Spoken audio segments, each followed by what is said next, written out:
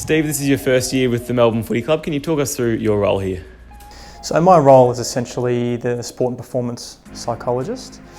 So I'm here 3 days a week, and that's a culmination of one-on-one sessions with the players for any performance psychology related concerns or challenges, but also working a little bit with the coaches around some of the parts of integrating some of the mental skills side of things with their line groups. Definitely some work around managing the players' mental health and making sure we're checking in regularly with that, and helping them stay on top of any of the stresses they might be experiencing off-field as well, to help them be as best functioning as possible, and also working in with all our different departments, trying to I guess put some of my skills from my expertise in there to assist in any way possible.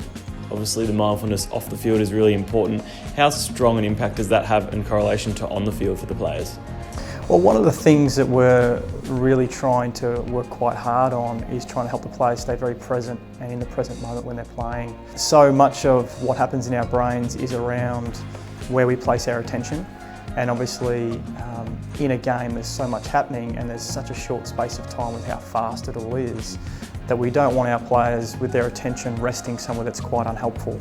And that might be, a mistake they've just made, they're having trouble letting go of and still thinking about it even though the game's actually moved on. So the mindfulness skills that we try and employ with the playing group are really to help them reset, let go of whatever's just happened, come back and be in the present moment, and really stay focused on their task and what their role is. Pre-game is a part of really starting to focus and become present.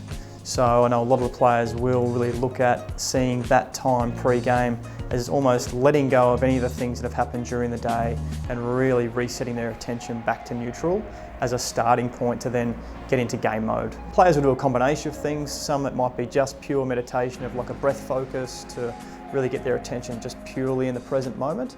Others might do a bit of that with also a combination with some visualisation of starting to visualise and see how they want to see themselves perform and actually priming their brain essentially for what they want to do in the upcoming match. You've obviously been in the industry for a while now. How much has it developed, this space, in your time? Oh yeah, quite a lot. And you only have to talk to some of our other staff members who are ex-players, from a little while back, and they talk about how different it is, and the psychological space was really something that was always alluded to and being important, but not really having dedicated time towards working on it, or seeing it as being a space that players only would go to if they had sort of problems.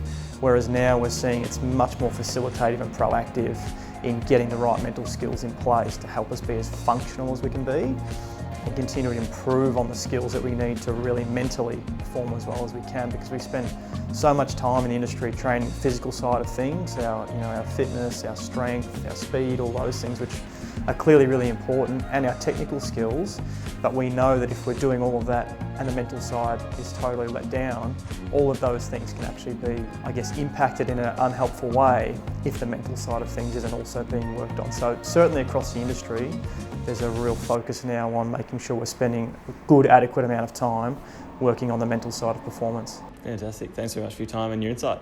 Thank you.